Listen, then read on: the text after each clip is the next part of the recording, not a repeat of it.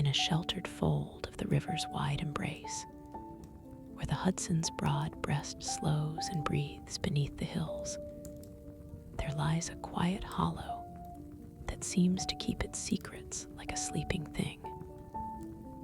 The land here folds in upon itself in gentle curves, meadows cupped between low, tree-clad ridges, a brook that slips and murmurs over smooth stones, and a group of houses that huddle together as if for comfort. People who live beyond the hurry and clamor of great towns know such places.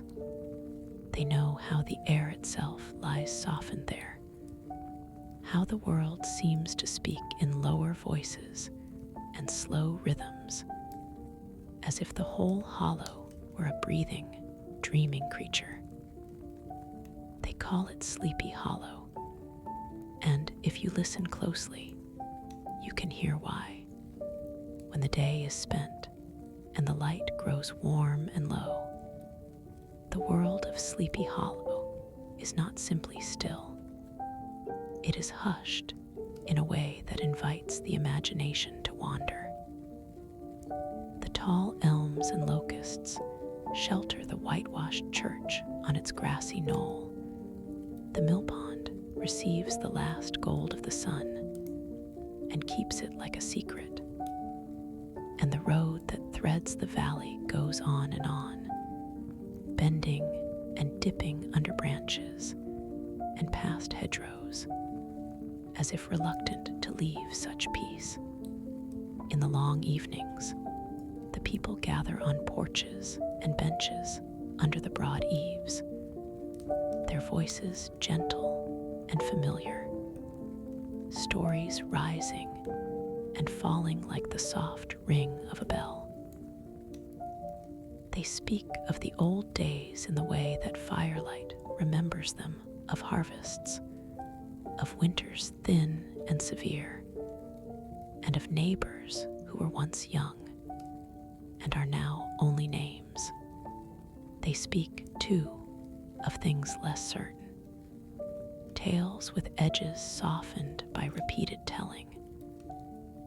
The creek that sings at night, the willow that seems to stir though no wind rises, the ghostly rider who is sometimes glimpsed out near the road.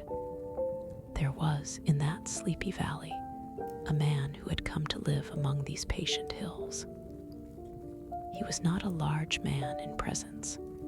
His name was Ichabod Crane, and in his shape and manner there was a gentle elongation, as if he had been built for reaching and for looking.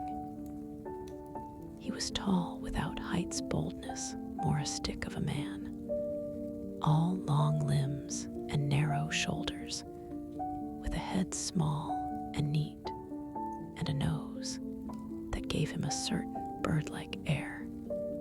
Yet for all his oddness, he carried himself with a quiet dignity, as one accustomed to think and keep his wits. He was a teacher by trade, a schoolmaster who tended the little room of learning at the foot of the hill, a low, log-built schoolhouse with a single window patched with paper and old copybook leaves, a stove for the winter's breath, and a birch tree standing sentinel outside for that swift, wise discipline of learning. To teach, there was to know the rhythm of the valley. Children arrived in pairs and trios, their shoes scuffing the soft road, their books tucked under arms, faces earnest and bright. Their voices could be heard within the schoolhouse, as if through a gauze, reading, reciting, counting, the occasional exclamation when a pupil reached some small triumph of understanding. And at the center of it, all sat Ichabod with his ferule at hand, a man who believed that discipline and fairness could be the scaffolding for a good mind. he had a way of smoothing the fears of the small and correcting the willful with a careful hand. He administered the birch when duty, in his view, required it, and then softened the correction with patient counsel. The children respected him because he was, in his small domain, an authority of a kindly sort, a keeper of knowledge who also knew the value of good-naturedness. But a teacher at that quiet age had other roles besides schooling. He was, in the slow economy of country life, part merchant of news and of songs. He carried the talk of neighboring farms from house to house, and in turn brought back more tales to his students. On Sundays, he rose to lead the singing in the church gallery. On weekday evenings, he taught psalmody to the young people, making melodies curl gently through the warmed dusk. His voice not large, but full of a nasal lilt that lingered in the air, became part of the hollow soundscape. He was a man of books as much as of people he read, with a certain eager relish. The old volumes that spoke of witches and omens, of dreams and the ways of the unseen. In the hush of twilight, he would stretch himself in a patch of clover by the brook, his hat tipped over an eye, and read until the last words blurred into the air, until the fireflies began their tiny, errant compliments. The hollow breathes curiosity, and in that slow curiosity, belief. Stories live there the way moss grows on old stone, steadily, tenderly, and with the patience of long seasons. The people, descendants of other shores and other times, keep their own customs and superstitions alongside their dinners and chores. They speak respectfully of certain spots, the great tulip tree named for an unfortunate soldier, the church bridge that crosses a shaded brook, the deep pool in the hedge where the water runs slow and dark. These places keep a certain weight of memory. It is said softly and often in fireside talk that Sleepy Hollow is under a spell that lends it a somnolent, dreamy air.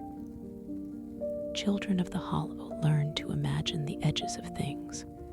Grown folks read the signs of sky and water.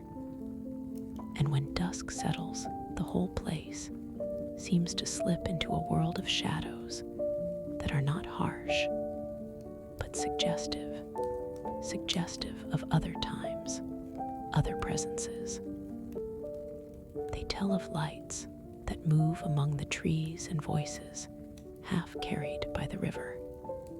Most of these stories are told with a comfort that belongs to beliefs which have been shared for generations. They are the lullabies of a place. One story circulates so often that it has taken on the crisp shape of legend. The tale of a rider who appears in the night, a galloping figure without a head, in search always of what he has lost. Some say he is a soldier of foreign regiments, a man whose life ended in a burst of violence on the field, and whose head was taken, gone like some terrible and abrupt chapter of a book. Others say the story goes back further, to the strange ways of the valley itself, or to a chief whose powwows disturbed no one except the souls who would not sleep. Whatever its origins, the figure is a calm and persistent thread in the hollow's cloth, the headless horseman.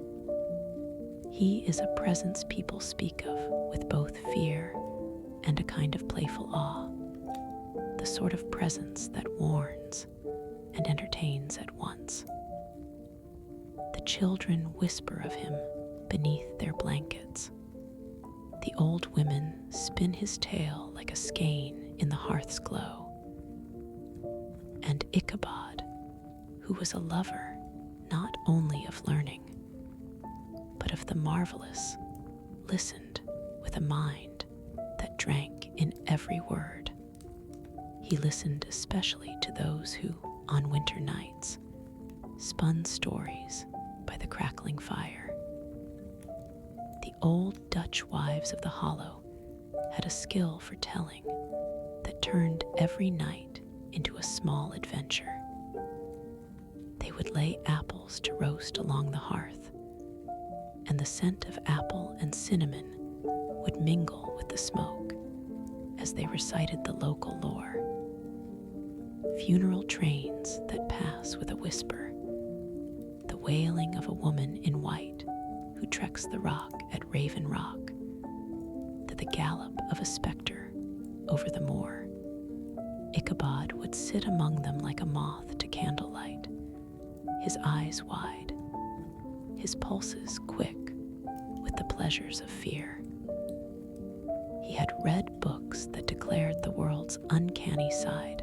Now he heard it recited in tongues familiar as bread. He added to their store quotations from grim old tomes, fearful omens gleaned from his almanac, descriptions of witches and their tokens. These were not mere diversions. They fed a certain hunger in him, the hunger for wonder, for romance, and perhaps most humanly, for an audience. And the Hollow had its hearts as well as its echoes. Among the faces that brightened with each meeting and gathering was Katrina Van Tassel, a girl young and radiant with the blush of harvest and orchard. She was the only child of a prosperous farmer named Baltus Van Tassel, and she had the easy complacence of one who grows up with plenty and kindness. Katrina moved through the rooms and porches with a natural lightness, her cheeks warm as the apples that hung in the orchard. She wore touches of that old-world finery the family had kept, a yellow gold ornament passed down through generations, a shaping of dress that hinted at a past ocean away. People noted her a little with pride and a little with amusement. She had a coquette's turn about her, a way of arching a brow or letting a laugh fall that kept all suitors hopeful and on their toes. For Ichabod, Katrina seemed like the culmination of his long, hungry imaginings. In the barns and the pond, in the fruit on the trees and the warmth of the kitchen, he saw a future that could both comfort and elevate him. He pictured pies and preserved plums, a hearth where the language of the home was rich and kind, and deliciously and practically, an inheritance of bread and land that would change his fortunes. He daydreamed of the farmhouse, of a wagon piled with children and crockery and laugh. His plans were not entirely romantic. They bore the clear print of a man who thought in terms of means and ends, who calculated how a good marriage might rearrange a life. Yet there was another who also loved Katrina, forceful, boisterous, and full of a masculine vitality that made the boys of the Hollow stand straighter and the men look on approvingly.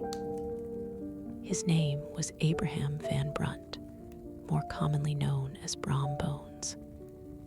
He was broad and powerful, quick with a jest, and unstoppable on horseback. He was the sort of man who rode in and took possession of a gathering by sheer appetite. A laugh, a shout, the clank of spurs. He favored tricks, pranks, and pageant-like feats of strength. He loved a race and a fight, and his stories grew in the telling.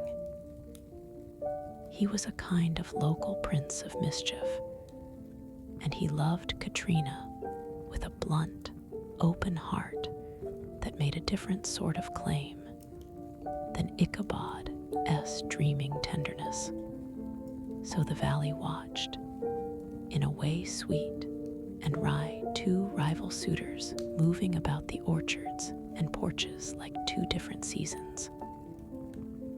Ichabod, the slender scholar with his fertile imagination, Brom, the rumbustious rider with his gleaming daredevil horse. Ichabod took his approach with soft strategy. He sang to the gatherings. He laid out his learning as one might lay a small map of better things. And he smiled at the women and fawned on the young ones till he became an acceptable, indeed welcomed, presence in many houses. He was, besides, handy and helpful. He mended fences, cut wood, and helped bring the cows from pasture. Country life rewarded such agility. The farmers liked him because he could read. The mothers liked him because he could tend a child upon his knee and make a baby sleep. A harvest gathering, one of those gatherings that feels like the heart of the season, came to Mynheer Van Tassel's farmhouse. A house that stood like a small domain upon its spread of land. Its porches were long and weathered. The barn was a world of goods within, bundles of hay, barrels, flails in motion, pigeons preening in the eaves, and an ordered abundance that smelled of corn and straw and sun-warmed wood. The Van Tassel house, in its kitchen-side splendor, provided a feast that seemed a kind of landscape. Apple pies in rows, platters of cakes and sweet breads, roasted fowl and bowls of milk and cream. The musicians, an old fiddler who seemed to be an institution as much as the hearth, moved through a tune that made the room sway like a vessel at gentle sea. There were dances and laughter, young men making sport, and older folks nodding, along with the tune of their own memories. Ichabod arrived in his only decent suit, a bit tired but tidy, mounted on a borrowed horse, whose backbone protested at his lanky frame. He danced with a lively clatter. He sang too loudly and with great confidence, and he ate with a holy appetite that turned good corn and sweet cake into such a satisfaction that his eyes grew larger with it. Katrina danced near him like a bright light, and all the while Brom looked on, a storm of muscle and impatient mirth behind his controlled face. The evening slipped on like a slow song. Soon, as gatherings will, it thinned into smaller clusters. Men drifted to the porch with their pipes to speak of the war and its strange adventures, while girls gathered at the edge of the light in whispered conversation. It was precisely the kind of night to sow imaginings. A harvest moon, the hush of the fields, and the promise of a road that it might yield a new life. Late, after the last waltz and the final fold of laughter, Ichabod lingered with hope beating in his long chest. Perhaps, he thought, this would be the night that the heiress might lend him a smile with which to build a house. Yet, sometimes things happen between hope and result that aren't designed by reason. When the parlor thinned and the farmhouse settled into quiet, Ichabod took his leave with a certain disappointment braided into his farewell. He mounted his ragged horse and set off down the lane beneath a sky that had gone cool and star-pricked. The air that night felt different, as if some hinge had opened between the day's mirth and the night's deeper suggestions. The road home dipped and rose and paced under trees. The sound of the brook was a low company at his side. Behind him, the farmhouse's last light winked and died. He wanted to keep his thoughts company. He wished for a tune to soften his mood. And because he was a man of habit, he took to psalm singing in his head, a rhythm to steady the long ride. Yet the tales of the hollow, those very tales he had fed on and spread, now came to meet him. The moon was thin, and the shadows in the hollows deeper than they had any right to be. He passed the great tulip tree that stood with limbs like bent arms near the roadside. It had, they said, a memory of sorrow, and when he saw the white slash of old lightning scars through its bark, he imagined, with a nervous thrust, some white cloth moving like a ghost among its branches. He stopped and listened, and the world replied with the rubbing of limbs and the sigh of the breeze. His whistle answered faintly, and for a long instant he felt the small tilt of his own heart, as if it were a bird pressed against his ribs. After the tulip tree, the road ran close to a bridge that crossed a small brook, a place where histories live thick in the soil. Here, in a dark little hollow of trees and vines and fallen trunks, the world's edges seemed to blur. It was a place where a man might feel himself observed by the hush. It was here that many old stories had been born: the capture of a soldier, a sudden lament, and a soft, inescapable feeling of one more presence.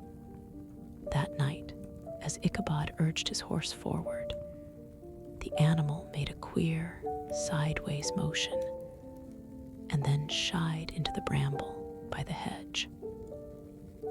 Ichabod's nerves prickled.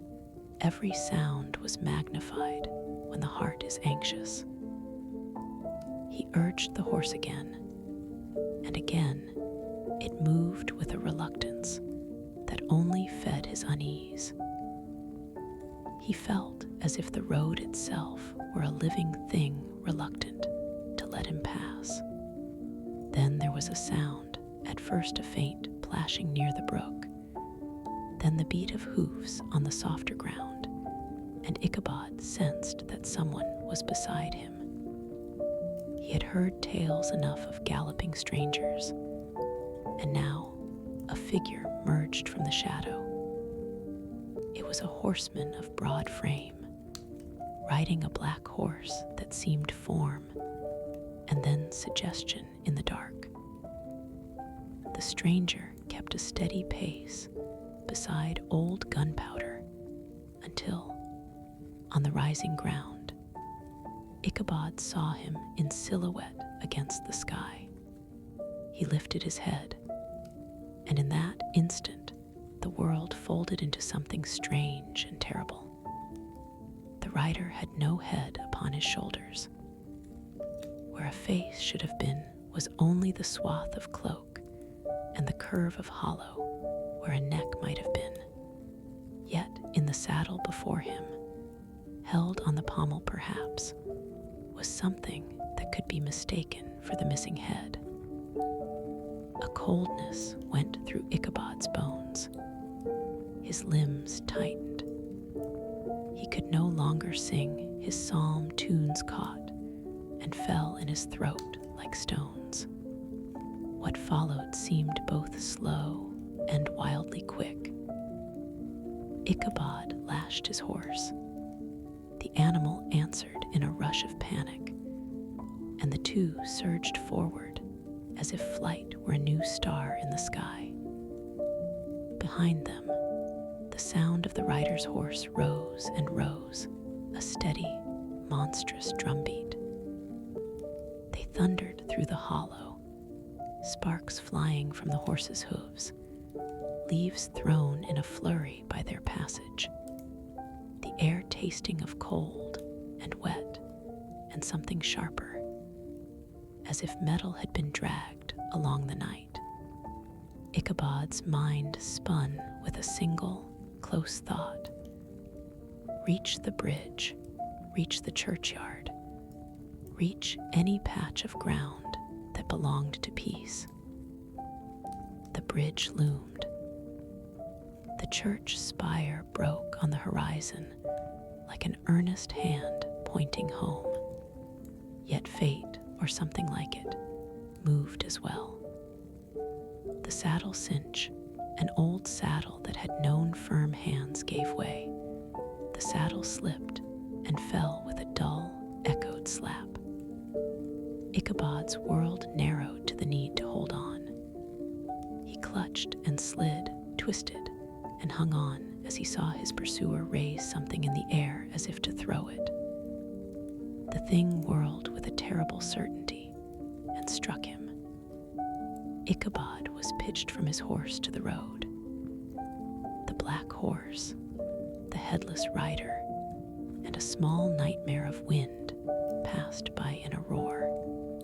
He lay among the dust and leaves, the night folding its ribs about him like a blanket of cold. When dawn began to leak into the far places, the hollow would wake with a rumor that traveled on the breeze. The saddle had been found, the bridle underfoot, the hat of the schoolmaster cracked and lying near a smashed pumpkin, and the footprints of hurried flight leading to the church bridge. People came in the morning with the steady curiosity of neighbors. They followed the marks on the road and pieced together the story headlines in the small way that good folk do. The saddle trampled, the hoof prints racing to the bridge, the hat on the bank slashed, mingled with mud, and a streak of orange flesh. They spoke softly, as if not to awake grief, and they put the puzzle together with the practice of long-told tales. The children and the old women nodded with ritual conviction. The men, with a quieter, more practical tone, considered that some mischief had been done brom bones. By the light of the sly and bold, would laugh an easy laugh, and let his eyes say more than any words. Perhaps, they suggested in the low council of the village, Ichabod had been frightened away by some cunning prank, or he had been so mortified by rejection that he had quietly slipped away in the night to go and try a new life somewhere else. And the hollow accepted both versions, the eerie and the plausible, because it was both the sort of place where ghosts could be entertained and the sort of place that liked a good joke. Some would swear the headless horseman had carried him off. Others, who had seen Brahm's broad shoulders that night and the way his laughter had broken over the room, suspected a human prank. It was not easily decided, and so both ideas lived in the valley like two coasts of the same river, one shadowed and one sane. Ichabod himself, some years later, was reported to have lived elsewhere, to have mixed law with teaching, to have sat at benches and read with a new gravity. Brom Bones, whom the Hollow loved with a rough affection, married Katrina, and there was a certain telling gleam in his eye whenever the story of the headless rider was repeated, and the fragment of pumpkin entered the talk. But what matters when you listen to Sleepy Hollow as you drift toward sleep is not the crisp answer to that old question. What matters is the texture of the night, the wood's breath, the slow, benign press of stars, the way a single event can sit in a place and become part of its memory. The Hollow keeps its stories as a garden keeps its flowers, tending them, letting them spread, and sometimes pruning away what becomes too thick. For anyone who loves the hush between day and night, who delights in the steady pulse of simple living, there is comfort in such legends. They are not mere alarms. They are ways of knowing that the world is larger than the measured mind and kinder than the sharpest fear. So when your eyes grow heavy and the room around you shrinks to the familiar outline of bed and window and the faint, trusting glow of a lamp, imagine a valley in which the fields have stopped their whispering for the day. Picture, if you will, a white-walled church set under long branches, a bridge where water goes by without hurry, a road that curves under the elm to a farmhouse where someone presently wakes to his chores. Think of a teacher who reads broad books by the light of a guttering lamp and adds to the Hollow's legend by the way he listens and repeats. Think of a girl by the orchard, smiling with life's easy promises, and a boisterous man whose laugh is like thunder rolling in the distance. Then imagine the night itself, carrying its own music and mystery, a soft cloak with embroidered edges of stars. In the quiet of Sleepy Hollow, stories come to rest. They lie like lanterns in the grass, safe from being blown out, waiting for a new voice to lift them gently and set them shining again. Whether Ichabod's final path was a wild flight chased by a phantom, or a bold joke played by a neighbor with a love of mischief, the valley held him in its memory just the same. It gave him a place among its tales, a presence by the brook, where children sometimes swear they hear the faintest note of a psalm tune carried on the air. And the headless horseman, if he be more than the clever artifice of a prank, moves now and then in the hollow darker hours, not to haunt it cruelly, but to remind it of the edge between the known and the unknown, an edge that the human heart, especially a heart that loves wonder, crosses and recrosses every night. So breathe now with the valley. Let the hush that settles over its roofs and orchards come down over your own mind like a soft hand. Know that the world can hold both reason and marvel in the same pocket. Let the steady pace of the hollow's tales slow your breathing. In, gentle and warm, out, long and letting go. Imagine the brooks murmur as a lullaby, and the trees as guardians whose leaves murmur old stories on your pillow. Sleep then, with the thought that somewhere an old church keeps watch, and by its bridge the wheel of stories turns on, patient and sure. And if, in the dreaming hour, a rider passes in the mind's distance, headless or whole, let him be only part of the night's rich embroidery, a gentle, thrilling stitch in an old and kindly quilt.